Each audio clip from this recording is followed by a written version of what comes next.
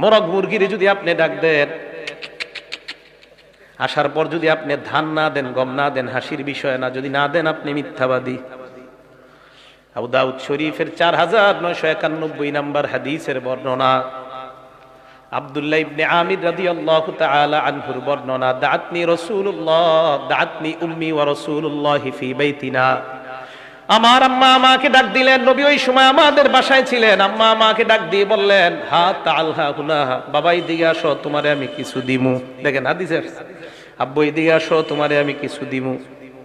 আল্লাহর নবী আম্মাকে বললেন, এই তুমি তারে কি দিতে চাও? ওই মহিলা জবাব দিলেন, উতিহি তামারুন ইয়া রাসূলুল্লাহ, আমি আমার ছেলেটাকে খেজুর দিব। নবীজি বললেন, আসলে খেজুর দিবা তো? জি হুজুর। নবী এবার কি বললেন দেখেন, স্বর্ণাক্ষরে লিখে রাখবেন, সবাই নিজের বিবিদেরকেও গিয়ে বলবেন এই কথাটা, আমা ইন্নাকি লাউলাম তুতি